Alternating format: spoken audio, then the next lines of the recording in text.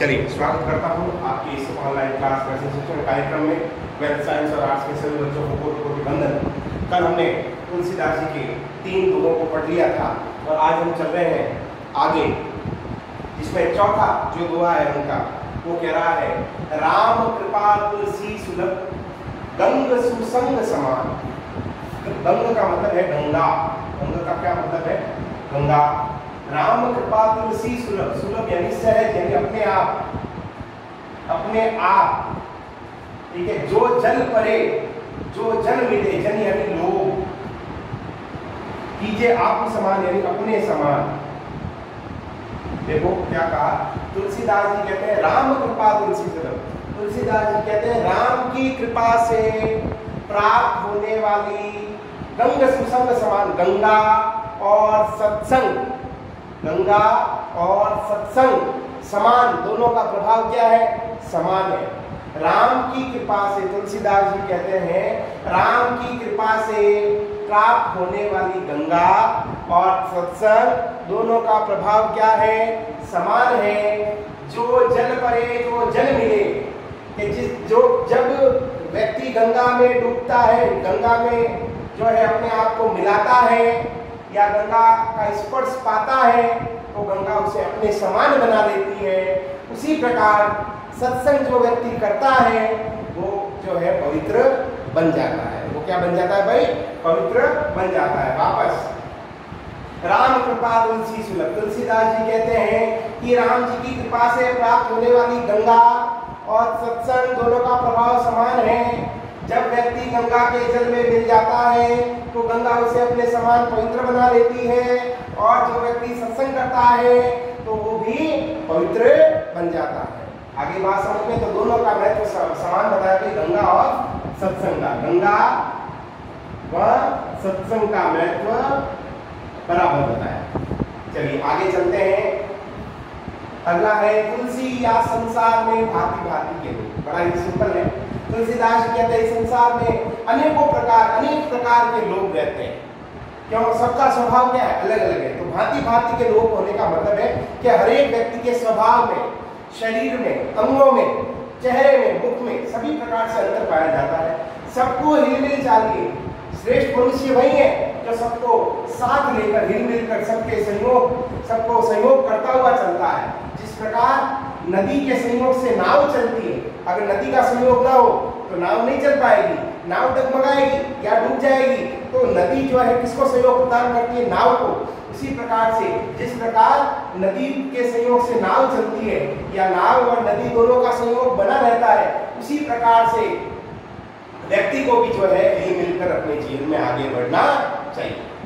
ठीक है जी। अगला है,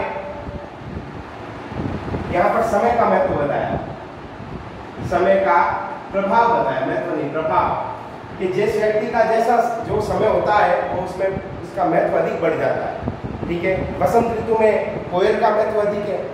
ठीक है। पितृपक्ष में जो आपके ये पक्ष आते हैं, पितृपक्ष आते हैं, तो श्राद्ध पक्ष आता है, तो श्राद्ध में कौवे का महत्व बढ़ जाता है। ठीक है। तो समय का प्रभाव है, जिस व्यक्ति का समय होता है या जिस पक्षी का समय होता है तो उस समय उसका महत्व अधिक हो जाता है। तो इस समय का प्रभाव के बारे में बताते हुए तुलसीदास जी कहते हैं तुलसी पावस के समय, पावस का मतलब होता है वर्षा, तो वर्षा ऋतु के समय धरी कोकिलन, कोकिलन का मतलब होता है कोयल।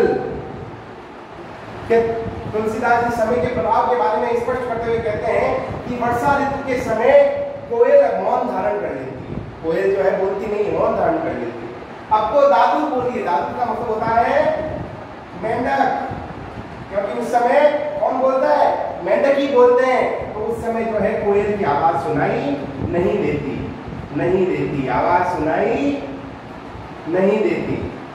हमें पूछिए कौन? तो उस समय जो है वर्षा ऋतु का समय किसका है? मेंढकों का है। तो उस समय जब मेंढक टर की आवाज निकालते हैं तो कोयल जो है उनकी आवाज सुनाई नहीं देती, यानी उस समय कोयल का महत्व क्या हो जाता है? घट जाता है। तो ये समय का प्रभाव है कि तुलसीदास जी कहते हैं कि वर्षा ऋतु के कारण कोयल जो है मौन धारण कर लेती है।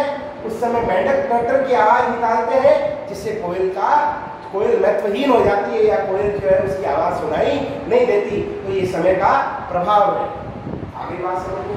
और अंतिम है तुलसी असमय के सखा, इससे प्रश्न बन चुका है 2018 में, 2020 में भी बनेगा, 2021 में, सॉरी 2021 में भी बनना है, ये ध्यान रखना, बड़े ध्यान से समझना, बड़ा ही सिंपल है। तुलसी असमय के सखा, धीरज धर्म विवेक साहित्य साहस सत्य राम भरोसे।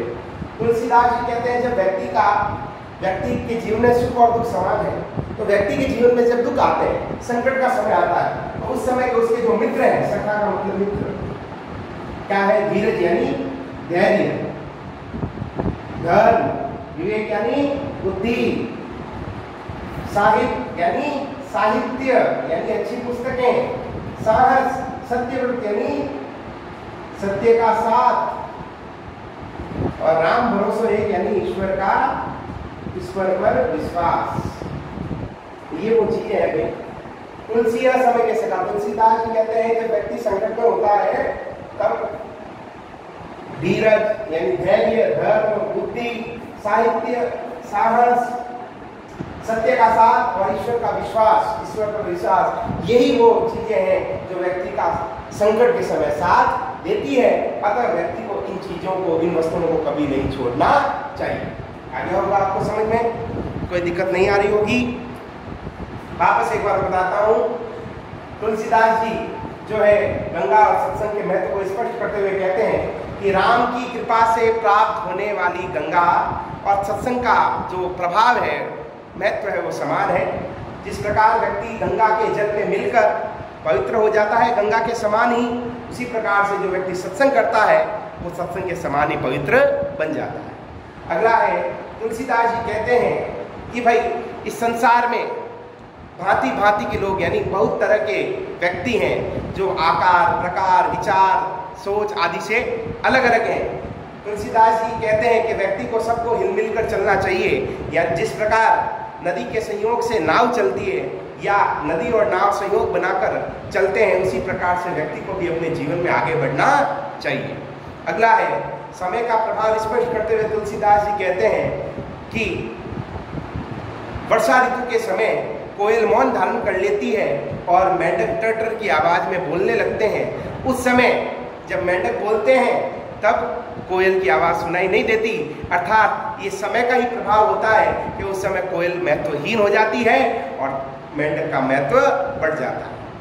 और अगला और अंतिम, तुलसीदास जी कहते हैं कि जब व्यक्ति संकट में होता है तो धैर्य, धर्म, बुद्धि, साहित्य, साहस, सत्य पर भरोसा या सत्य का साथ और ईश्वर पर विश्वास, यही वो चीजें हैं जो व्यक्ति को संकट के समय सहारा देती है।